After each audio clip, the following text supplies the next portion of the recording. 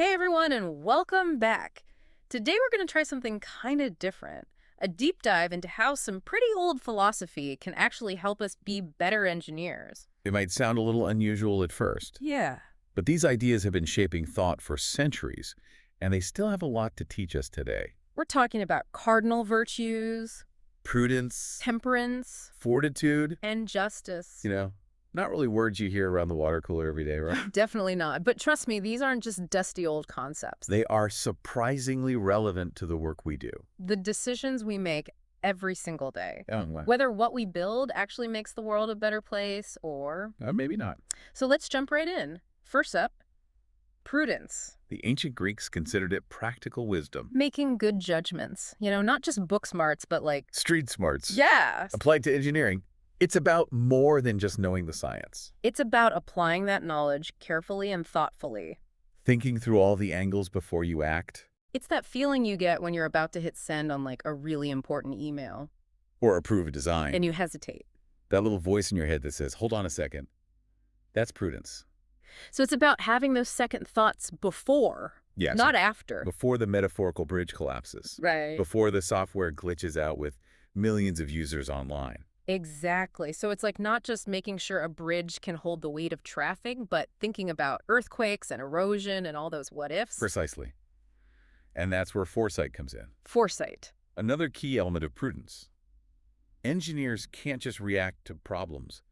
They have to anticipate them. So you're saying good engineering is about preventing problems before they even happen. Exactly. Think of it like preventative healthcare for your projects. It's way better to design for safety and resilience from the start, rather than scrambling to fix things later. This reminds me of the Challenger disaster. That's a pretty stark example of where prudence failed. Yes.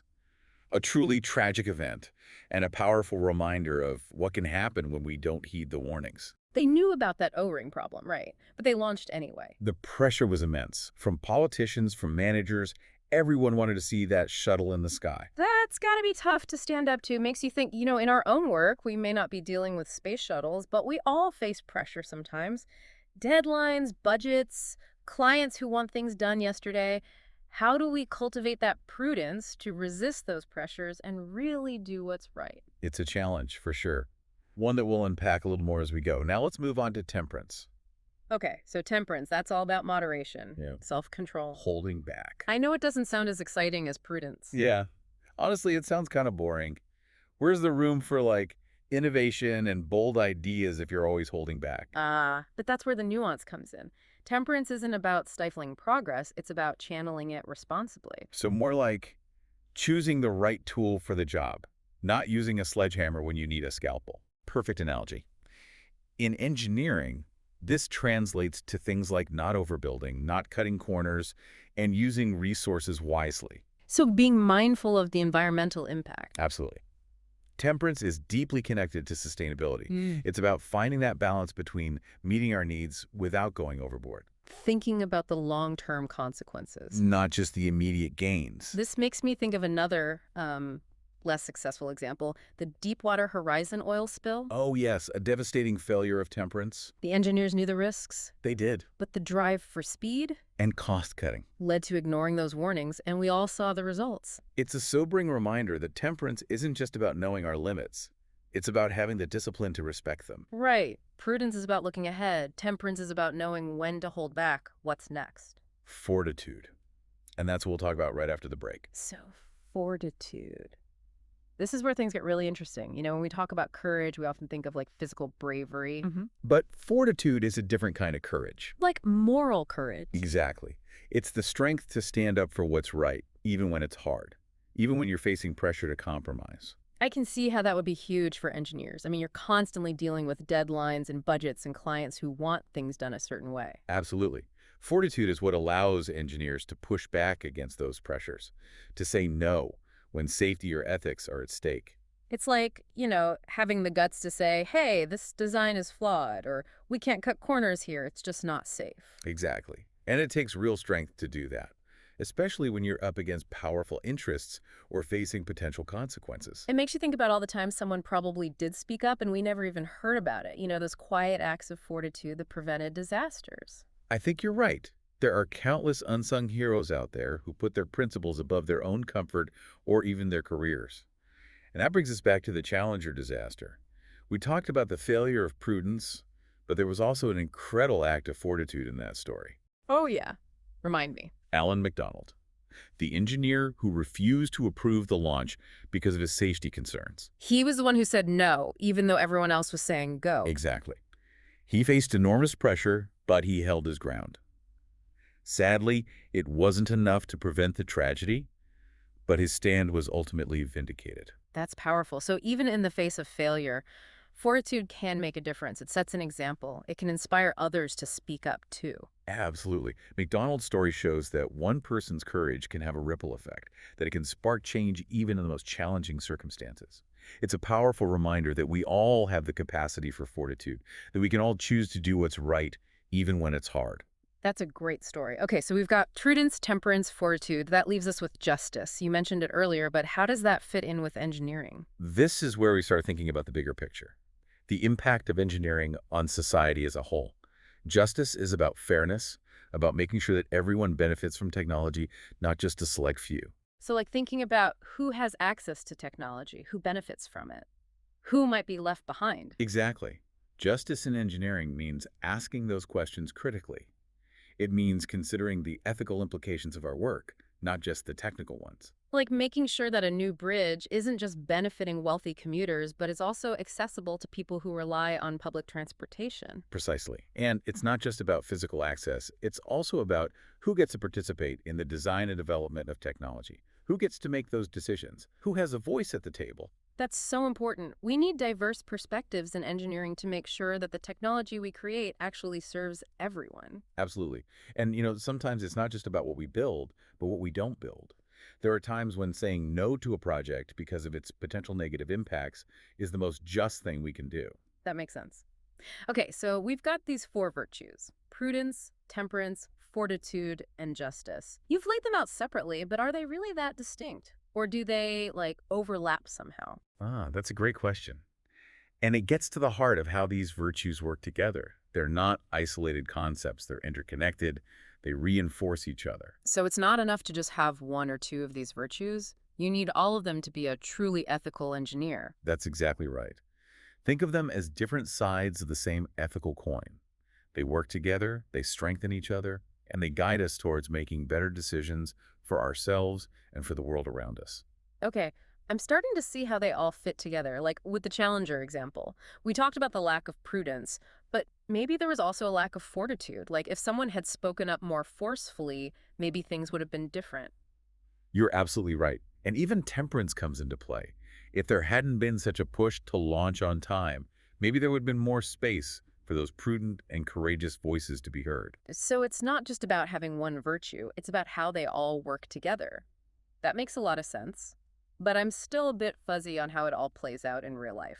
Well, there's a fantastic story about an architect named William Le Mesurier and the Citicorp Center in New York City.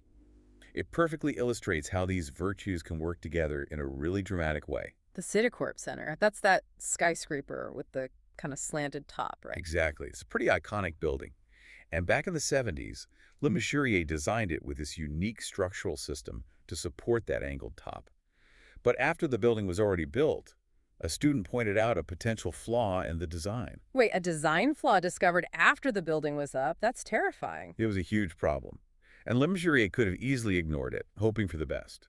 But he didn't. So he did the right thing. He absolutely did. He showed incredible fortitude by admitting the mistake, even though it could have ruined his reputation. He rechecked his calculations and realized the student was right. The building was vulnerable to strong winds, especially if they hit at a certain angle. Oh, wow. I can't imagine the pressure he must have felt. It was enormous. But Le Mesurier didn't panic. He approached the problem with prudence, carefully analyzing the situation and coming up with a plan to fix it. He designed and installed these giant steel braces to reinforce the building, all while trying to keep it quiet to avoid public panic. So it took fortitude to admit the mistake and prudence to find a solution. Exactly. He had to think through every possible scenario, consider all the risks, and come up with a plan that was both effective and practical. That's a wild story. So we've seen fortitude and prudence team up. What about justice? You mentioned the Flint water crisis as an example where it failed, but are there cases where it shines through in engineering? Absolutely. There are tons of examples. One that comes to mind is the movement for appropriate technology. Appropriate technology, what's that? It's a really cool approach to engineering that focuses on designing and using technologies that are specifically tailored to the needs of local communities, especially in developing countries. So it's not just about creating the latest, shiniest gadgets, but making sure that technology is actually useful and beneficial to the people who need it most. You got it. It's about making sure that technology is accessible, affordable, and sustainable, that it empowers communities rather than creating new dependencies. A great example is the development of solar-powered water pumps for rural communities. Instead of relying on expensive, unreliable grid electricity, these communities can now access clean water through a system that's locally maintained and environmentally friendly. That's awesome. So it's about empowering communities with technology, not just imposing it on them. Exactly. It's about recognizing that everyone has the right to benefit from technological progress. And that brings us to a really important point. These virtues aren't just for engineers. They're for all of us. We all face ethical dilemmas in our lives, whether it's at work, in our relationships, or just in our everyday choices. It's true, like we all have to make decisions that affect other people, and sometimes those decisions aren't easy. And that's when these virtues can really help us. They provide a framework for making those tough choices, for navigating those gray areas where there's no easy answer. Okay, that brings us to something that's been on everyone's mind these days: AI. It's changing everything so fast, and it seems like there are so many ethical questions swirling around it. Where do these virtues fit into the world of artificial intelligence? That's a crucial question, and one that we're going to dive into right after this. Okay, so AI and these ancient virtues, it's like a philosophy class meets the future of technology. Right, but it's not just theoretical. Yeah. These virtues are actually crucial for how we design, develop, and use AI responsibly. Okay, I'm ready to dive in. How does something like prudence apply to AI? It seems like AI is all about pushing boundaries, exploring what's possible. It is, but that's exactly why prudence is so important. Yeah. We can't just blindly charge ahead without thinking about the potential risks. It's like, would you build a bridge without considering how much weight it needs to hold or what kind of weather it'll have to withstand? No, I Exactly. Prudence in AI means carefully considering the potential consequences of what we're creating. It's about testing, safeguards, and not just releasing something into the world without thinking it through. That makes sense, especially since AI is still so new. There are probably a lot of things we haven't even thought of yet. Exactly. Like, imagine self-driving cars without rigorous testing in all kinds of conditions, or even scarier autonomous weapon systems without strong human oversight.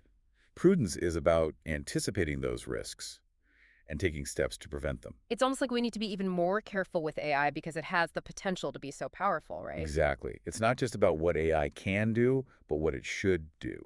And that's where these virtues come in. Okay, so prudence is about thinking ahead, anticipating risks. What about temperance? Where does that fit in with AI? Well, temperance in AI is about recognizing that it's a tool. It's not a solution for everything. So it's about not getting so caught up in the hype that we forget about the human element. Exactly. Like AI can be incredible in healthcare, helping doctors diagnose diseases and Mm. personalize treatments.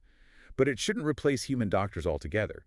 We still need empathy, intuition, and the ability to connect with patients on a human level. Yeah, AI can analyze data, but it can't hold someone's hand or understand their fears and hopes. Exactly. Temperance is about finding that balance, using AI to augment our abilities, but not blindly handing over control without careful consideration. Okay, I'm seeing how important these virtues are: prudence, temperance. What about fortitude? It seems like it could be tough to speak up against the current in the world of AI, especially if you're working on something really exciting and everyone's super gung-ho about it. And that's exactly when fortitude is most important. Mhm. It's about having the courage to say no to unethical uses of AI, even when it's hard. So even if you're working on a cool project, if you see something that seems wrong, you have a responsibility to say something. Absolutely. Like, Mm. imagine you're asked to develop an AI system that could be used for mass surveillance or to discriminate against certain groups. Fortitude would mean pushing back, advocating for ethical alternatives, even if it means risking your job or facing opposition. That takes a lot of guts. It's like those engineers who spoke up about the Challenger launch. They knew it was risky, but they didn't back down. Exactly. It's about standing up for what's right, even when it's hard. Okay, we've covered prudence, temperance, and fortitude. What about justice? How do we make sure that AI is used fairly and benefits everyone, not just a select few? Justice in AI is all about making sure that it doesn't worsen existing inequalities. So it's about making sure that AI is accessible to everyone, not just the wealthy or privileged. Exactly. It's also about making sure that AI systems are designed and trained in a way that doesn't perpetuate biases. Imagine an AI system used for loan applications or hiring decisions. If it's built with biases, it could discriminate against certain people without them even knowing why. Justice in AI means making sure those algorithms are fair, transparent, and accountable. So it's not just about the technology itself, but about who's creating it, who controls it, and who benefits from it. Exactly. It's about using AI to create a more just and equitable world, not to exacerbate existing problems. This has been a really thought-provoking conversation. I have to admit, I never thought I'd be talking about ancient Greek virtues in the context of artificial intelligence, but it makes a lot of sense. These virtues offer a timeless framework for navigating ethical challenges, no matter what field you're in. I agree. They provide a compass for making decisions that are not only good for ourselves, but also for the world around us. And the best part is, these virtues aren't just for engineers or AI experts, they're for everyone. We can all apply them to our lives, our work, and our relationships. Exactly. And the cool thing is, they're not static. They evolve and adapt as we do. They challenge us to constantly reevaluate our choices, our priorities, and our impact on the world. So, as we wrap up our deep dive into the cardinal virtues and their relevance to engineering, especially in the age of AI, let's remember that these are not just abstract concepts. They're practical tools that can help us build a better future for ourselves and for generations to come. Well said. Thanks for joining us, everyone. It's been a pleasure exploring these ideas with you. And remember, keep learning, keep questioning, and keep striving to make the world a better place. We'll see you next time.